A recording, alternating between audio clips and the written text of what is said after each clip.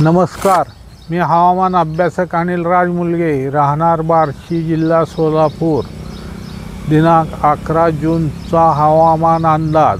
उद्या सकाळपर्यंतचा अंदाज। आज राज्यात वारे वाहतील।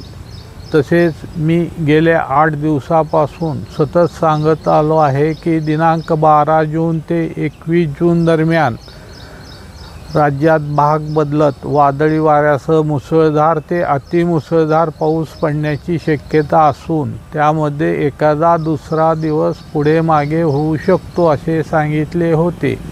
त्याप्रमाणे आज दिनांक 11 जून रोजी पुणे जिल्ह्याच्या पूर्व दक्षिण भागात, अहिल्यानगरच्या दक्षिण भागात, बीड, सांगली, सोलापूर, धाराशिव, लातूर, नांदेड या जिल्ह्यात किंवा दिलेल्या भागात वादळी वाऱ्यासह विजांच्या कडकडाटासह मुसळधार पाऊस पडण्याची शक्यता असून एखादे दुसरे ठिकाणी अतिमुसळधार पाऊस पडण्याची शक्यता आहे। तसेच संभाजीनगरच्या पूर्व भागात, बुलढाणा जिल्ह्याच्या उत्तर व पूर्व भागात, जालना, अकोला जिल्ह्याच्या काही भागात, वाशिम जिल्ह्याच्या पश्चिम भागात, तसेच चंद्रपूर, गडचिरोली, पुणे जिल्ह्याच्या इतर भागात, तसेच नाशिक, सातारा, रत्नागिरी, सिंधुदुर्ग, कोल्हापूर या दिलेल्या जिल्ह्यात किंवा दिलेल्या भागात वादळी वाऱ्यासह मध्यम ते मुसळधार पाऊस पडण्याची शक्यता राहील। बार्शी तालुक्यात मध्यम ते मुसळधार पाऊस पडण्याची शक्यता आहे। सदर काळात काही वेळ वादळी पाऊस पडू शकतो।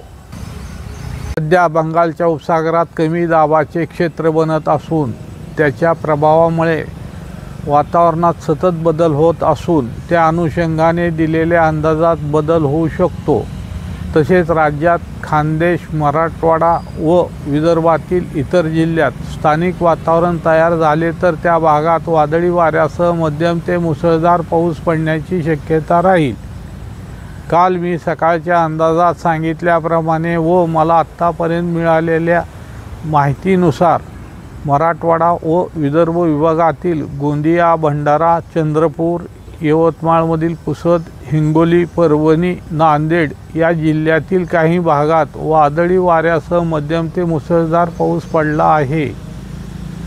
तसेच खानदेशमध्ये दिनांक 13 किंवा 14 जूनपासून पाऊस चालू होण्याची शक्यता असून दिनांक 12 जून रोजी जळगाव जिल्ह्याच्या काही भागात पाऊस पडण्याची शक्यता आहे।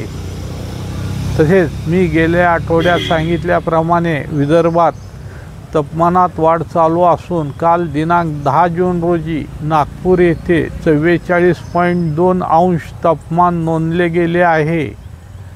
सदर माझा हा व्हिडिओ आवडला असल्यास त्यास लाईक करावे, सबस्क्राईब करावे व शेअर करावे। धन्यवाद।